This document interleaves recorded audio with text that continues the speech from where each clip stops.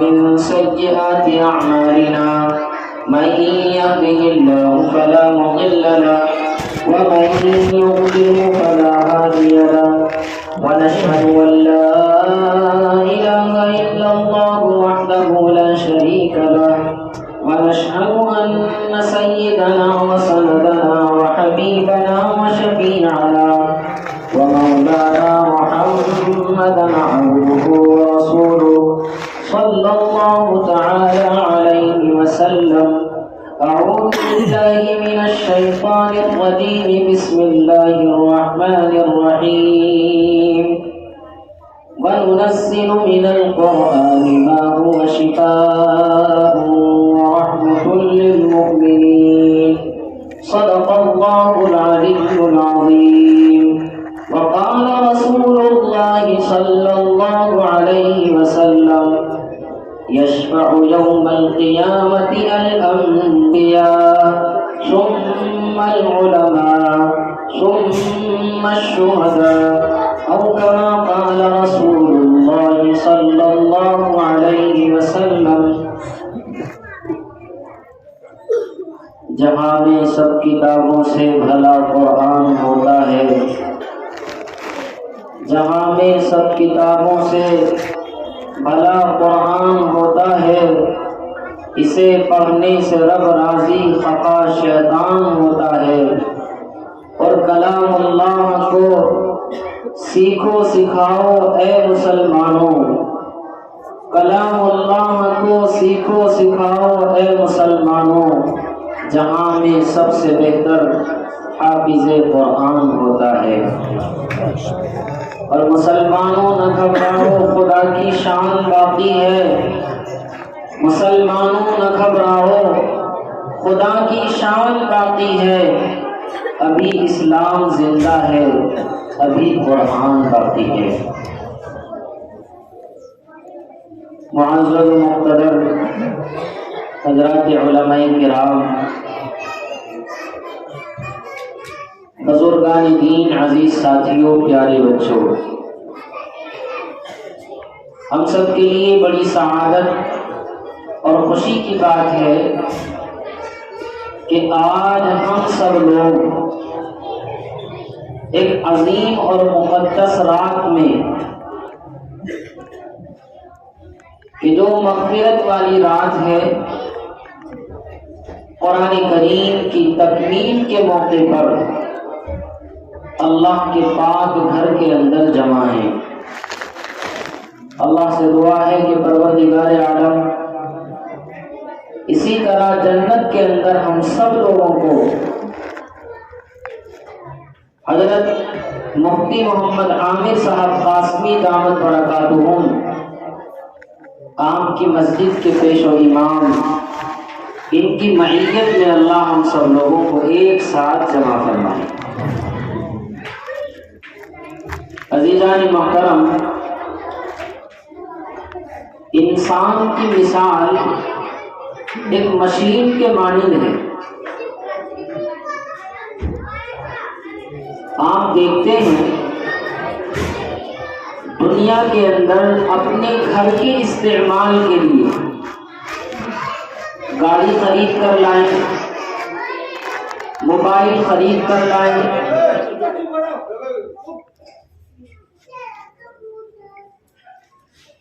Cooler خرید کر لائیں، ایسی خرید کر لائیں.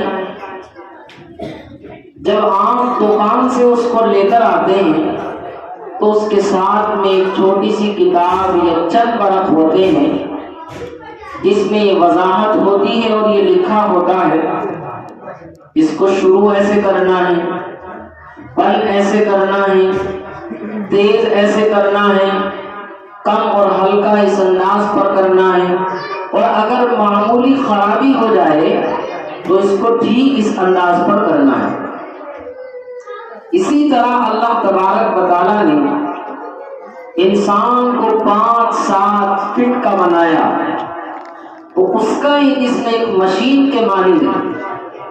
انسان کے جسم کے اندر بھی کبھی کچھ خرابی آتی ہے، کبھی ہاتھ خراب ہوا، کبھی پیر خراب ہوا، کبھی آنکھ خراب ہوئی، اور کبھی انسان کا دل خراب ہو گیا کہ انسان راہ راستے سے بھٹک گیا، غلطیوں، گناہوں، ضلالت اور گمراہی کے راستے پر چل پڑا، تو پروردگار عالم نے اس مشین کو سیدھا چلانے کے لیے قرآن کریم کی شکل میں انسان کے لیے ایک کتاب عطا فرمائی ہے جس کو قرآن کریم اور کتاب مقدس کہا جاتا ہے۔ اگر انسان ناپ تول میں کمی کرتا ہے، غلط راستے پر چل رہا ہے، قرآن کھول کر دیکھے، اسے معلوم ہوگا کہ کتنا بڑا گناہ ہے۔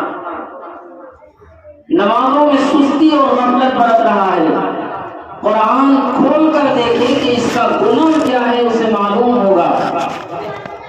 روزوں کے اندر سستی برتتا ہے، قرآن کھول کر دیکھے، اسے معلوم ہوگا کہ روزوں کو چھوڑنا کتنا بڑا گناہ ہے۔ سود کھاتا ہے، قرآن کھول کر دیکھے، اسے معلوم ہوگا کہ سود کی خرابی کیا ہے۔ زکوٰۃ ادا نہیں کرتا، قرآن کھول کر دیکھے، اسے معلوم ہوگا کہ اس کا وبال کیا ہے۔ میراث ادا نہیں کرتا، قرآن کھول کر دیکھے، اسے معلوم ہوگا کہ میراث ادا نہ کرنے کا کیا انجام ہے۔ تو غرض ہے کہ انسان کے اس جسم جو ایک مشین کے مانند ہے، اس میں جو برائیاں پیدا ہوتی ہیں، اس میں جو خرابیاں پیدا ہوتی ہیں، اللہ نے ان خرابیوں کو ختم کرنے کے لیے اور دل کی دنیا کو بہتر بنانے کے لیے مجھے، آپ کو، رہتی دنیا تک کے تمام انسانوں کو ایک کتاب عطا فرمائی ہے جس کو قرآن کریم کہا جاتا ہے،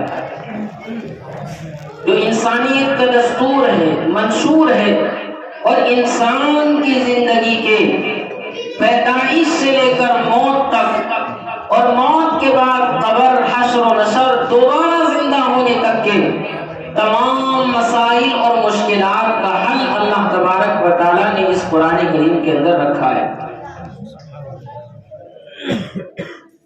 جب اتنی عظیم کتاب مجھے اور آپ کو عطا فرمائی گئی ہے، جس کے بارے میں نبی کریم علیہ الصلوۃ والسلام نے بیان فرمایا، اقرأ القرآن، قرآن کریم کو پڑھو، اس لیے کہ یہ قرآن کل قیامت کے دن اپنے پڑھنے والوں کے لیے اللہ کے دربار میں سفارشی بن کر کے آئے گا۔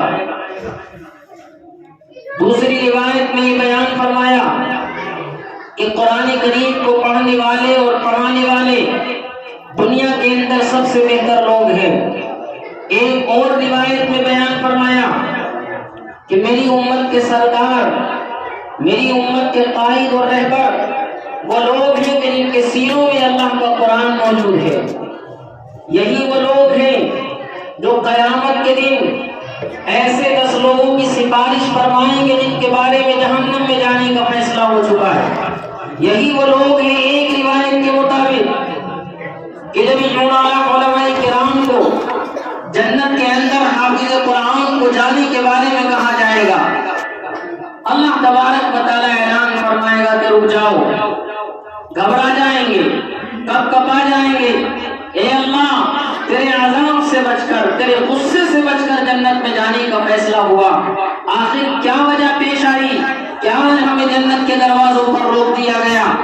اللہ فرمائے گا کہ تم جس مسجد کے اندر امام تھے، جس محلے کے اندر تم رہتے تھے، جس گاؤں کے اندر تم رہتے تھے، جس بستی کے اندر تم رہتے تھے، کچھ لوگ وہ تھے جو تمہاری بات مانتے تھے، تمہارے پیچھے نیت باندھ کر کھڑے ہو جاتے تھے اور ہر کام تم سے مشورہ کر کے کیا کرتے تھے، کیا تم ان کے بغیر جنت میں جانا چاہو گے؟ اللہ تعالیٰ فرمائے گا کہ ہم تمہیں یہ اختیار دیتے ہیں کہ جاؤ تم خود بھی اور تم اپنے ساتھ ان لوگوں کو لے کر جنت میں چلے جاؤ جو تم سے محبت کیا کرتے تھے۔ تو اس حافظ قرآن اور عالم دین سے محبت اور قرآن کریم سے تعلق کی بنیاد پر اللہ تعالیٰ ہم جیسے گناہگاروں کو جنت کے اندر داخل فرمائے گا۔ یہ وہ عظیم کتاب ہے. اس عظیم کتاب کا ایک بچہ آپ کی اس مسجد میں حافظ ہوا. پہلے بھی آنا ہوا تو بچہ حافظ ایک اور بنا تھا. اور ابھی آ کر کے بچوں کا پروگرام دیکھا. اسکول کے کسی طالب علم کو کھڑا کر کے آپ معلوم کر لیں کہ وضو کے اور غسل کے فرائض بتائیں. معلوم کر لیں کہ آپ فجر کی اذان میں کیا کیا الفاظ ہوتے ہیں. معلوم کر لیں آپ نبی کا نام کیا ہے. معلوم کر لیں آپ مسجد کا اور مدرسوں کا احترام کیا ہے. معلوم کر لیں آپ کہ اللہ تعالیٰ نے آسمان سے کتنی بڑی کتنی کتابیں نازل فرمائی ہیں. میں یہ سمجھتا ہوں کہ شاید وہ بچہ جواب نہ دے پائے جس بچے پر آپ اپنی گاڑی کمائی خرچ کرتے ہیں, ٹیوشن کے نام پر الگ خرچ کرتے ہیں, ایڈمیشن فیس کے نام پر الگ خرچ کرتے ہیں, اور دوسری جگہوں پر الگ خرچ کرتے ہیں, لیکن دین کی اتنی بنیادی اور موٹی موٹی معلومات اس بچے کو نہیں ہوگی. اور اس بچے کو زیادہ ہوگی کہ جو بچہ آپ کا مکتب اور مدرسے میں آ کر صرف 1-1.5 گھنٹے کی تعلیم حاصل کرتا ہے. اس 1-1.5 گھنٹے کی تعلیم کا نتیجہ کہ اللہ تعالیٰ نے اس بچے کو حافظ قرآن بنایا. تو ہمیں سمجھنے کی ضرورت ہے, غور کرنے کی ضرورت ہے کہ ہم اپنے بچوں کو آج کے اس فتنوں کے دور کے اندر قرآن کریم سے جوڑنے والے بنے, قرآن کریم ان کی زندگیوں کے اندر داخل کرانے والے بنے. قرآن کریم کی ایک آیت میں نے پڑھی جس میں اللہ تعالیٰ نے یہ بات بیان فرمائی کہ ہم نے قرآن کریم کو لوگوں کے لیے شفا کے طور پر بنا کر کے نازل فرمایا ہے. اگر کوئی انسان بیمار ہو جائے ڈاکٹر کے پاس علاج کے لیے جائے گا, پٹی کرائے گا, دوائی لائے گا, بخار ختم ہو جائے گا. لیکن اگر انسان کا دل بیمار ہو جائے, انسان کی روح بیمار ہو جائے تو اس کا علاج کہاں کیا جاتا ہے؟ اس کا علاج علماء کے پاس, قرآن کے پڑھنے والوں کے پاس, قرآن کے پڑھانے والوں کے پاس. آپ ان کی خدمت میں آئیں یا آپ کو آ کر کے بتائیں گے کہ قرآن کریم کس طرح سے انسان کی روح کی بیماریوں کو شفا عطا فرماتا ہے.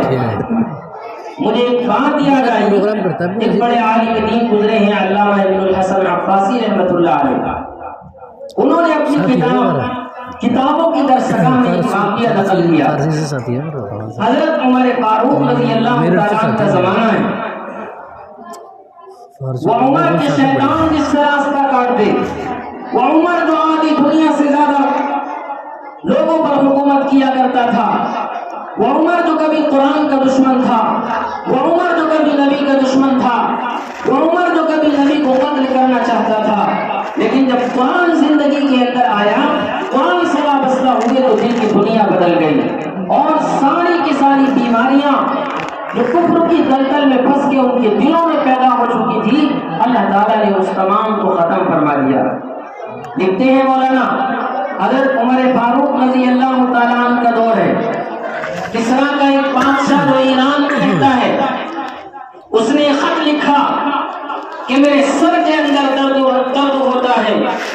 خوب علاج کرایا, طبیب اور ڈاکٹروں کو بدل دیا, لیکن سکون میسر نہ ہوا. آپ کوئی علاج بتا دیجیے تاکہ میری یہ بیماری ختم ہو جائے. ایران سے قاصد چلا, حضرت عمر کی خدمت میں آیا. آنے کے بعد وہ پرچہ دیا جس میں بادشاہ نے اپنی بیماری کو لکھا تھا. حضرت عمر رضی اللہ تعالیٰ عنہ سمجھ گئے کہ بیماریاں اس انداز پر دور ہونے والی نہیں ہیں, اللہ نے اس کی ہدایت کا فیصلہ فرمایا ہے. حضرت عمر فاروق رضی اللہ تعالیٰ عنہ نے اپنے سر سے ٹوپی مبارک اتاری اور اتار کر اس قاصد کے حوالے کر دی. ذرا خاموش ہو جائے, میری بات سن لیں. وہ ٹوپی اتاری اور اتار کر اس قاصد کے حوالے کر دی اور کہا کہ جب تم ایران بادشاہ کی خدمت میں جاؤ تو ان سے جا کر کے یہ کہہ دینا کہ تمہاری اس بیماری کا علاج یہ ہے کہ عمر فاروق اعظم رضی اللہ تعالیٰ عنہ کے سر پر جو ٹوپی رکھی ہوئی ہے اس کو اپنے سر کے اوپر رکھ لو. بادشاہ نے اس ٹوپی کو اپنے سر کے اوپر رکھا, درد کو سکون مل گیا. انسان کی فطرت ہوتی ہے، وہ دیکھتا ہے کہ اس کے اندر کیا چیز ہے۔ ایک دن گزرا، 2 دن گزرے، کئی دن گزر گئے، بادشاہ کے دل کے اندر یہ خیال پیدا ہوا، تمام علاج کرائے، بادشاہت کی دولتیں لٹا کر کے رکھ دی، آخر کیا وجہ ہے کہ میری اس بیماری کا علاج دنیا میں کہیں نہیں ملا؟ سر پر ٹوپی رکھتا ہوں تو سکون ملتا ہے، اور سر سے ٹوپی کو اتار دیتا ہوں تو درد کی شکایت ہونے لگتی ہے۔ تو اپنی فطرت کے مطابق دل کے اندر یہ بات آئی کہ اس ٹوپی کو کھول کر کے دیکھا جائے، ہو سکتا ہے اسی میں کچھ نہ کچھ موجود ہے۔ اس ٹوپی کو پھاڑا گیا، کھولا گیا۔ میرے بزرگوں توجہ کے ساتھ سنو، جب ٹوپی کو کھول کر دیکھا، قرآن کریم کی ایک آیت لکھی ہوئی تھی، اور وہ کوئی آیت بڑی آیت نہیں، چھوٹے کو بڑے کو معصوم بچوں کو یاد ہوتی ہے۔ اس ٹوپی کے اندر لکھا تھا بسم اللہ الرحمن الرحیم، بسم اللہ الرحمن الرحیم، بسم اللہ الرحمن الرحیم۔ قرآن کریم کی ایک چھوٹی سی آیت تھی۔ بادشاہ سمجھ گیا کہ اللہ کی اس چھوٹی سی آیت کے اندر یہ تاثیر ہے تو پورے قرآن کریم کے اندر کیا تاثیر ہوگی، اور فوراً اس نے کلمہ پڑھا اور یہ اقرار کیا کہ میں اعلان کرتا ہوں آج سے کہ میں اسلام کا داعی اور اسلام کا ماننے والا ہوں۔ اشہد ان لا الہ الا اللہ و اشہد ان محمد رسول اللہ۔ میرے بزرگوں دل پر ہاتھ رکھ کر بتاؤ، جب قرآن کریم کی اس چھوٹی سی آیت بسم اللہ کے اندر یہ تاثیر ہے تو پورے قرآن کریم کے اندر کتنی تاثیر ہوگی۔ لیکن ہمیں دنیا کی کتابیں پڑھنے کے لیے وقت ہے، موبائل چلانے کے لیے وقت ہے، واٹس ایپ کھولنے کے لیے وقت ہے، رات کو 2-2 ڈھائی 3 بجے تک فیس بک پر چیٹ کرنے کے لیے وقت ہے۔ اگر وقت نہیں ہے تو قرآن کریم کے پڑھنے کے لیے نہیں ہے، قرآن کریم کے سمجھنے کے لیے نہیں ہے۔ ہماری قوم کو کیا ہوا، یہ غفلت میں کس طرح زندگی گزار رہی ہے۔ میرے بزرگوں افسوس کے ساتھ کہنا پڑتا ہے، وہ قرآن جو لوگوں کی ہدایت کے لیے اللہ تعالیٰ نے نازل فرمایا تھا، اپنوں نے قرآن کو سمجھنے کے لیے اتنا نہیں پڑھا جتنا غیروں نے قرآن کو مٹانے کے لیے قرآن کریم کو پڑھ ڈالا، اور وہ مٹانے کی خاطر قرآن کو پڑھتے رہے، لیکن ایک دن آ کر کے اسلام کے دامن سے وابستہ ہو گئے۔ افسوس کی بات ہے کہ ہم قرآن کریم کو نہیں پڑھتے، ہم قرآن کریم سے اپنا رشتہ اور تعلق مضبوط نہیں کرتے۔ اس پر بے شمار واقعات احادیث کی کتابوں میں موجود ہے۔ تو یہ کتنا بڑا مقام ہے کہ اللہ نے آج ایک حافظ قرآن ہم کو عطا فرمایا ہے، جو مسجد میں تراویح کے اندر امامت کرائے گا۔ بچے کا نام رکھنا ہو واپس صاحب سے معلوم کریں گے، کفنانے کا مسئلہ ہو عالم دین سے رابطہ کریں گے، جنازے کا مسئلہ ہو عالم دین سے رابطہ کریں گے۔ بڑے بڑے ڈاکٹر اور انجینئر ہاتھ جھاڑ کر اور باندھ کر پیچھے کھڑے رہتے ہیں، ان کی قباحت بیان نہیں کی جا رہی۔ معاشرے کو ڈاکٹر کی بھی ضرورت ہے، معاشرے کو انجینئر کی بھی ضرورت ہے، لیکن ہمارا ڈاکٹر اور ہمارا انجینئر اگر اس انداز پر قرآن کا پڑھنے والا ہو کہ اگر اسے کفنانے کے مسائل یاد ہو تو وہ کفن کا انتظام کر سکتا ہو، نماز جنازہ اگر آتی ہو، کوئی عالم دین میسر نہ ہو تو وہ نماز جنازہ کو ادا کرا سکتا ہو، اس کے چہرے پر ڈالیاں ہو، قرآن کے مطابق اس کی زندگی گزرتی ہو، اگر مسجد میں امام نہ ہو تو اتنی صورتیں اور قرآن کریم کا اتنا نسخہ اسے موجود ہو تاکہ وہ نماز کے اندر امامت کرا سکتا ہو۔ لیکن ہم نے یہ سمجھ رکھا ہے کہ قرآن کو ہم کیوں پڑھیں؟ قرآن کریم تو ایک تعویذ کی کتاب بن کر رہ گیا، قرآن کریم کو ہم نے ایصال ثواب کی کتاب سمجھ لیا، قرآن کریم کو ہم نے ایک ایسا کھلونا بنا لیا کہ مردے کا انتقال ہو جائے، مردہ گھر میں پڑا ہوا ہے، قرآن پڑھاؤ، قرآن کو بند کر دو۔ میرے بزرگوں اگر یہ حالت اور غفلت ہماری اسی طرح چلتی رہی تو اس طرح کام چلنے والا نہیں ہے۔ مجھے خوشی ہوئی کہ بچوں نے ابھی پروگرام قرآن کے تعلق سے پیش کیا، یہ مفتی صاحب کی محنت اور ان کی قد و کاوش کا نتیجہ ہے کہ بچہ جس طرح آج حافظ بنا ہے، انشاءاللہ آپ کا ایک ایک بچہ اس بستی اور ایک گھر سے حافظ قرآن بننا چاہیے۔ اور ہم تو یہ کہتے ہیں کہ آئندہ کبھی جب کوئی پروگرام میں آنا ہو آپ اپنا نام پیش کریں. مکتب میں پابندی کے ساتھ آپ خود بھی پڑھیں اور اپنے بچوں کو بھی پڑھنے کے لیے بھیجیں کہ آپ تو کہہ رہے تھے ٹھیک ہے کریں گے. دنیا کے سارے کام کے لیے آپ ترتیب بناتے ہیں, آپ قرآن سیکھنے کے لیے ترتیب بنائیں, اور ایک عالم سے جب آپ قرآن سیکھیں گے وہ معانی اور مفہوم اور مطلب کے ساتھ آپ کو قرآن کریم سکھائے گا تو انشاءاللہ زندگی کے اندر چار چاند لگ جائیں گے. تو اس لیے میرے بزرگوں ہم قرآن سے وابستہ ہوں. اللہ نے ہماری روح کی بیماریوں کو ختم کرنے کے لیے قرآن کریم عطا فرمایا ہے, جس سے جڑنا ہر ایک امت کے فرد کی ذمہ داری ہے. اور ایک بات اور سنیں, ہم یہ سمجھتے ہیں کہ ہم اپنے بچوں کو حافظ کیوں بنائیں, اگر یہ حافظ بن جائے گا تو کھائے گا کہاں سے, کمائے گا کہاں سے, ان کی تنخواہیں کتنی ہوتی ہیں, بے شک تنخواہیں کم اور معمولی ہوتی ہیں, اگرچہ اس میں قصور ہمارا ہی ہے, ہم لاکھوں کی فیس ڈاکٹروں کے حوالے کر دیتے ہیں لیکن اپنے امام کی تنخواہ کا خیال نہیں کرتے ہیں. میں بالکل حدیث کی روشنی میں یہ بات کہہ کر جا رہا ہوں, ساری کی ساری دنیا گھٹیا کھا سکتی ہے, گھٹیا پہن سکتی ہے, لیکن یہ حافظ قرآن اور عالم دین, اس کا سونا بھی اچھا, اس کا کھانا بھی اچھا, اس کا پہننا بھی اچھا, اس کا ہر کام اچھا, اس کی دنیا بھی اچھی, اس کی آخرت بھی اچھی. اگر ہم بھی یہ چاہتے ہیں کہ میری آخرت اور دنیا اچھی ہو جائے تو ضرورت ہے اس بات کی کہ ہم اپنے بچوں کو حافظ قرآن بنانے کا جذبہ یہاں سے لے کر جائیں اور حافظ قرآن کی عظمت اپنے دل میں بٹھائیں. ہم ان کو حقیر نہ سمجھے, کمتر نہ سمجھیں. ایک بڑے عالم دین حضرت مولانا نسیم احمد غازی مظاہری رحمۃ اللہ علیہ, مراد آباد کی سرزمین پر ایک مدرسہ ہے جامع الہدیٰ مراد آباد, انتقال فرما گئے, وہاں کے شیخ الحدیث تھے. آخری بات بتا کر میں اپنی بات کو ختم کر دیتا ہوں. آپ یہ کہتے ہیں کہ بار بار زور دیا جاتا ہے کہ علماء کا احترام کرو, حافظ قرآن کا احترام کرو. کیوں کہا جاتا ہے؟ اس بنیاد پر نہیں کہہ رہا کہ میں حافظ قرآن یا یہ بچہ حافظ قرآن یا مفتی صاحب عالم دین علماء کرام موجود نہیں. وہ حافظ قرآن آپ کا بھائی ہو سکتا ہے, آپ کا خالو اور آپ کا ماموں اور آپ کا چچا ہو سکتا ہے.